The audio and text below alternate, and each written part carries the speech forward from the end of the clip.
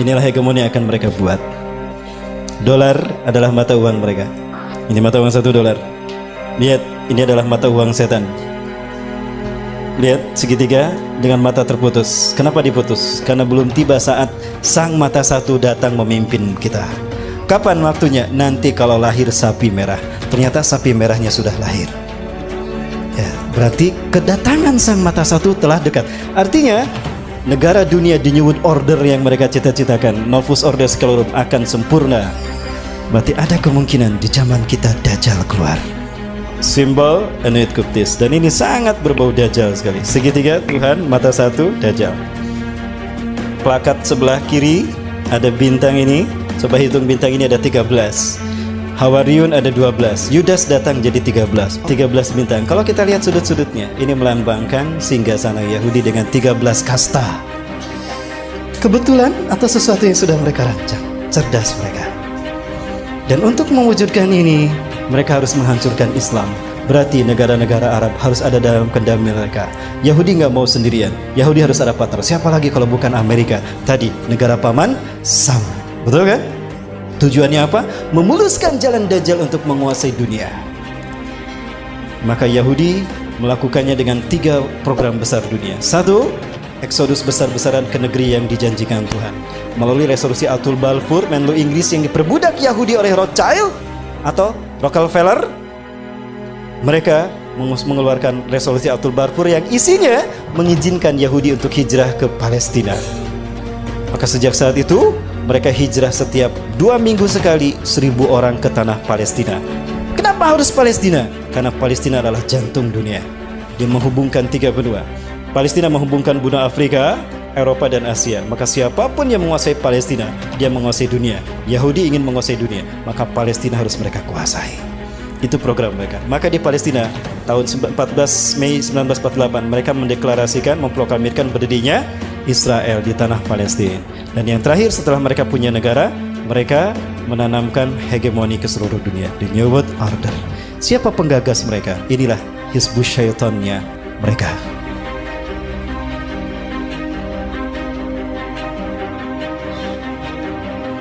Baik, mereka inilah yang kemudian menciptakan platformnya, langkah demi langkahnya untuk menuju negara dunia. Apa negara dunia itu? The New World Order tadi. Dalam mata uang $1, Novus Ordo Seclorum. 1. Dunia dalam pemerintahan tunggal mereka. Siapa? Yahudi. Maka negara-negara di seluruh dunia harus sejalan dengan agenda Yahudi. Artinya mereka harus menjadi shadow government-nya Yahudi. Betul?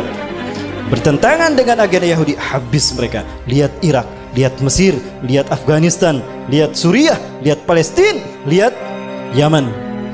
Maka negara yang tersisa adalah negara yang pro kepada mereka. Saya buktikan tidak lama lagi. Maka mereka menciptakan shadow government. Demokrasi itu virus yang mereka sebarkan agar negara di dunia ada dalam kendali mereka. Divide, dipecah belah, et impera, lalu mereka kuasai. Itu strategi klasik mereka. Lalu mereka menciptakan sistem politik demokrasi tadi. Ekonomi kapitalisme yang ribawi, dolar. Hari ini kita tidak bisa mengklaim kalau kita sudah syariah dengan sistem ekonomi dan perbankan kita. Tidak bisa. Selama kita masih menggunakan uang kertas, kita tidak bisa melepaskan diri dari riba. Rasul mengatakan akan datang suatu masa di akhir zaman di mana manusia akan memakan harta riba. Sayati 'alan nasi zamanan an-nasu sayakuluna riba. Akan datang di akhir zaman manusia satu masa di mana manusia memakan harta riba. Kalaupun mereka tidak memakan harta riba, mereka terkena dengan debu riba. Di antara mata uang ini, yang paling mahal yang warna apa? Apa bedanya? Lo ongkos untuk membuat uang ini sama uang ini sama kan? Sama saja. Lo kok bisa yang ini lebih tinggi? Lihat, dari intrinsiknya saja sudah riba kan? Padahal biaya untuk membuat ini sama. Baik, betul? Inilah riba. Baik, berikutnya perselian. Waktu saya masih SD, 2000 bisa kebeli baju 1 setel. Betul tidak?